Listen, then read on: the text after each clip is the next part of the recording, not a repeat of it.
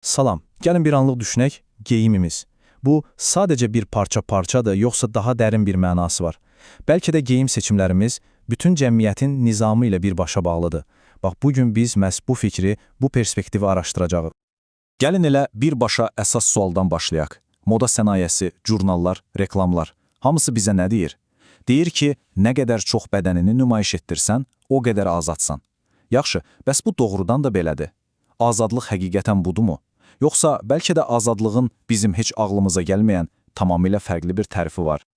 Baxın, burada qarşımızda azadlığın iki bir-birinə 180 dərəcə zidd olan tərifi var. Bir tərəfdə moda dünyasının təklif etdiyi azadlıq, yəni özünü ifadə, fərqlilik, açıq-saçıqlıq. Digər tərəfdə isə mənbənin təqdim etdiyi baxış var ki, bu tamamilə başqa şeydən danışır. Deyir ki, əsl azadlıq nə isə göstərmək deyil, əksinə nədənsə imtina edə bilmək gücüdür. Özünə nəzarətdir, mənəviyyatdır. Bu fikir həqiqətən də adamı düşündürür. Yəni, əsl azadlıq nə istəyirsən geymək, almaq deyil. Əksinə, nə qədər çox şeyə yox, bu mənə lazım deyil deyə bilməkdir. Başqa sözlə, öz nəfsinin, istəklərinin əsiri olmamaq gücü. Bu azadlığı bir növ vitrində göstərilən bir şey olmaqdan çıxarır. Onu tamamilə daxili bir iradə məsələsinə çevirir. Yaxşı. Bu fərdi azadlıq anlayışı çox gözəl səslənir. Bəs biz tək olmayanda necə? İctimai bir məkana çıxanda, başqa insanlarla bir yerdə olanda necə? Bax, burada işlər biraz qəlizləşir. Şəxsi seçim harada bitir və cəmiyyətə qarşı məsuliyyət harada başlayır? Və təbii ki, bu arqumenti hamımız eşitmişik. Elə deyilmi? Mənim bədənim, mənim seçimim. Bəyənməsənsə, baxma. İlk baxışdan çox güclü, çox tutarlı bir arqumentə bənzəyir. Fərdi azadlığın sanki son qalasıdır. Amma gəlin biraz dərinə gedək. Məsələ həqiqətən bu qədər sadədir? Yaxşı, bəs bir insanın azadlığı bir başqasının azadlıq sahəsinə, komfort zonasına daxil olanda nə olur? Bax, xoşun gəlmirsə baxma arqumenti məhz bu nöqtədə sınağa çəkilir. Çünki heç bir seçimimiz, heç bir hərəkətimiz bir boşluqda, vakuumda baş vermir. Hər şey bir-birinə bağlıdır. Gəlin bu arqumenti bir misalla, addım-addım açaq. Deməli, təsəvvür edin, kimsə çimərlik geyimi ilə deyək ki, xəstəxanaya gəlir. Oradakı digər insanlar istər-istəməz narahat olub, gözlərini qaçırmaq məcburiyyətində qalırlar. İndi sual budur, onların o məkanda sərbəst şəkildə ətrafa baxa bilmə azadlığı nə oldu? Məhdudlaşdırıldı deyilmi? Deməli, bu məntiqə görə bir insanın özünü ifadə azadlığı digərinin sadəcə ətrafa baxma azadlığını əlindən almış oldu. Bütün bu misallar bizi çox vacib bir anlayışa gətirib çıxarır. Cəmiyyəti bir yerdə saxlayan o görünməz yapışqan nədir? Yazılmamış qaydalar. Bəli, biz buna etiket deyirik, ədəb deyirik, ədəbi müaşirət deyirik. Mənbədə bu, çox gözəl bir terminlə ifadə olunur. Ədəbi müaşirət. Nə deməkdir bu? Yəni, bir yerdə yaşamağın ədəbi, sənəti. Bu, qanunla yazılmayan, amma empatiyaya, yəni özünü başqasının yerinə qoya bilmək bacarığına əsaslanan qaydalardır. Başqalarını narahat etməmək sənəti. Məhz bu qaydalar sayəsində cəmiyyətdə bir harmoniya, bir ahəng yaranır. Və düşünməyin ki, bu sadəcə bizə xas bir şeydir. Əsla. Bu, tamamilə universal bir anlayışdır. Qərbdə bunun çox sadə bir adı var. Dress code, yəni geyim kodu. Adlar fərqli ola bilər, amma məntiq, mahiyyət tamamilə eynidir. Hər məkanın öz yazılmamış geyim qaydası var. Gəlin bir anlıq fikirləşək, məsələn, bir iş görüşməsinə şortiklə gedərik? Yox. Və ya bir restorana çimərlik geyimi ilə? Təbii ki, yox. Heç kim bizə bunu qanunla məcbur etmir, amma biz bunu edirik. Çünki instinktiv olaraq bilirik ki, hər yerin öz qaydası var.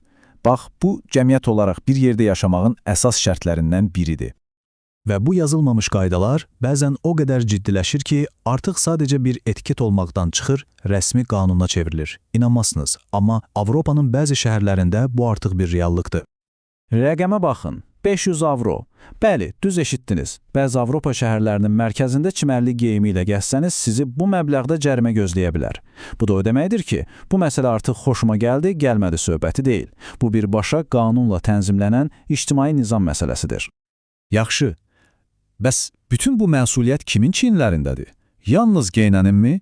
Arqumentin bu nöqtəsi çox maraqlıdır, çünki məsələnin tək bir tərəfi olmadığını deyir. Bu, bir ortaq məsuliyyətdir.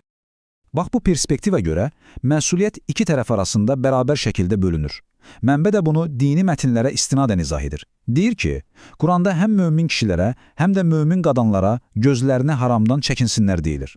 Yəni, məsuliyyətin biri geyimlə bağlıdırsa, digəri də birbaşa baxışla, nəzərlə bağlıdır. Beləliklə ortaya bir növ tarazlıq tənliyi çıxır. Bunu bir tərəzi kimi düşünün. Gözlərin birində qadınların təvazökar geyinmə məsuliyyəti var, digərində isə kişilərin öz baxışlarına nəzarət etmə məsuliyyəti. Bu baxışa görə cəmiyyətdəki harmoniya yalnız və yalnız hər iki tərəf öz üzərinə düşəni edəndə mümkün olur. Və bütün bunların altındakı əsas fəlsəfi fikir budur: mənim özümü ifadə azadlığım sənin üçün bir əxlaqi sınağa çevrilməməlidir.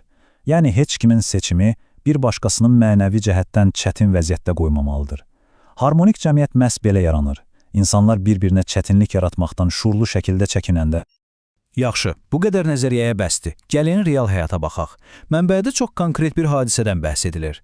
Həkimin qəbuluna gələn bir pasiyent.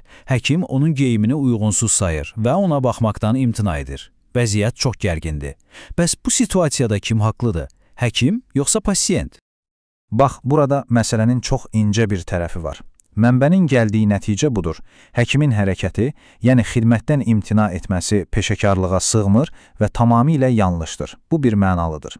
Ancaq onun bu reaksiyasına səbəb olan o ilkin gözlənti, yəni həkim otağı kimi peşəkar bir məkana müvafiq geyinmək gözləntisi əslində cəmiyyətdə mövcud olan və əsassız olmayan bir normadır.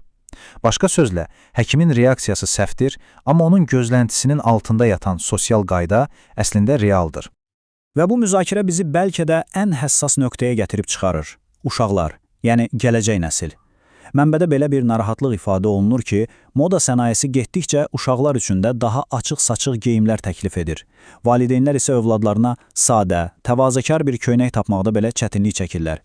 Ənənəvi ədəb qaydaları, məsələn, bir qız uşağına ətəkdə necə oturmağın öyrədilməsi kimi şeylər umudulur. Bu, narahatlıq doğuran bir tendensiyadır. Deməli, yekun olaraq bütün bu təhlildən çıxan əsas fikir nədir?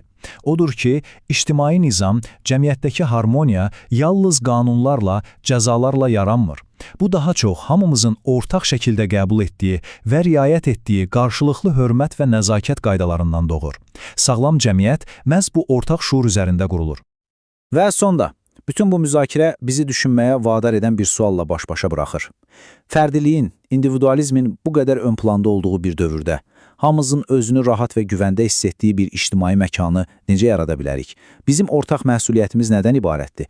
Fərdi azadlıqla ictimai harmoniya arasındakı o qızıl ortanı necə tapacağıq?